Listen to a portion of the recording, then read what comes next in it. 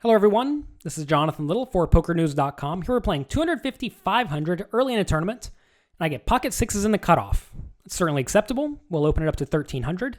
I will be raising these pairs from most positions. I would fold 2s, 3s, 4s, and maybe 5s from the first 2 or 3 spots at a table. But from late position, I'm definitely raising all pairs when they fold to me. So I make it 1300, and only a tag lag calls in the big blind. So this is sort of a way of classifying a player that I have whenever someone plays just generally well. This means someone who can play, this player can play tight aggressive sometimes, he can play loose aggressive sometimes. He's going to mix it up and make life tough on you. So the flop comes 7, 5, 4, 2 spades. My opponent checks, and now I have to decide if I want to value bet this or check behind. I think you can go either way. In general, as your marginal pair, which is, this is a marginal pair, becomes lower, as a pair of sixes is quite low, you should be inclined to value bet. Whereas if instead the board was something like king, jack, 10, and I had pocket queens, well then I should almost certainly check, because on king, jack, 10 with pocket queens, I'm not really scared of any turn card, because an ace gives me a straight, the other cards aren't so bad.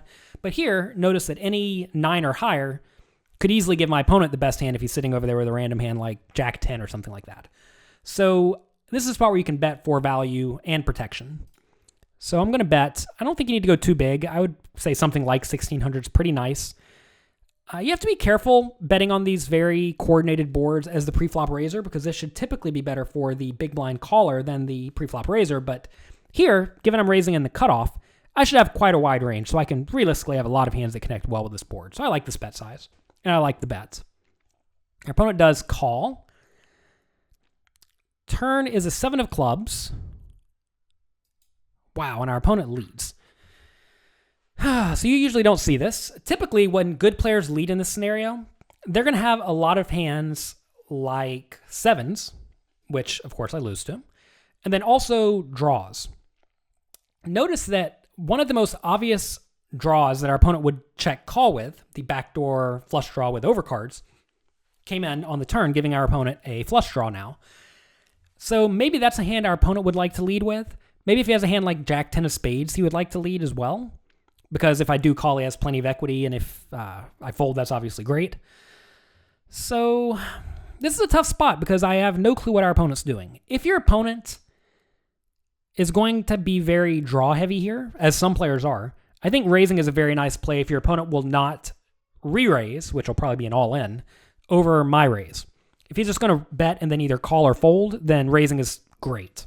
If instead our opponent's going to have a lot of 7s here, or be weighted towards 7s, or if I just don't know what my opponent's doing, I should be more inclined to call.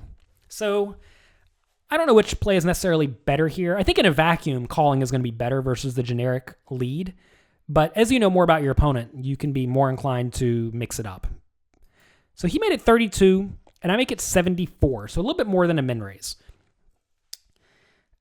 I think if I'm going to raise, I'd probably prefer a little bit bigger, probably to about 10,000. I think that will really put the draws in a tough spot. Although, if I make it 10,000 and that induces my opponent to shove, that is a disaster for me if he has a draw, because now he's making me fold out a hand that has significant equity. Whereas if I make it small, maybe that will induce my opponent to call. So I initially thought that this raise size was a little bit too small because we're pricing our opponent in, essentially, with all of his draws. I would much prefer our opponent call with his draws than shove with them, because if he shoves them, I have to fold. So I actually don't mind this looking back at this now. I think this is probably better than what I would have done if I was to play this hand at the moment, which is kind of scary. But that's how it goes sometimes. So I think this is okay. I would have also liked to call as well. Call turn and then call river on safe rivers. I think that's also a perfectly fine play. And now I raise the turn and my opponent calls. I'm going to check behind on all the rivers unless I improve. So here we did improve. We have a straight. The problem is that the obvious draw came in. And now, if my opponent did have a hand like jack 10 of clubs, he's just never going to call, right? If he has a 7, will he call on this run out? Probably will, but maybe a 7 re-raises me immediately on the turn. So I think we can discount 7s to some extent. So our opponent's going to have now a range of busted draws, made draws, which would be flushes, and then maybe some sporadic hands like ace 5 or something like that just are really mixing it up. And I think those hands will always fold to a river bet. So thinking about that range, we lose to flushes, which will always call us. There are a few sevens in our opponent's range, which will also always call us, but I think there's probably just more flushes in our opponent's range, although maybe this player decides to lead with flushes for all I know. So this is a tough spot. I mean, when your opponent plays an unconventional style in an intelligent manner, it's always difficult to know exactly what to do.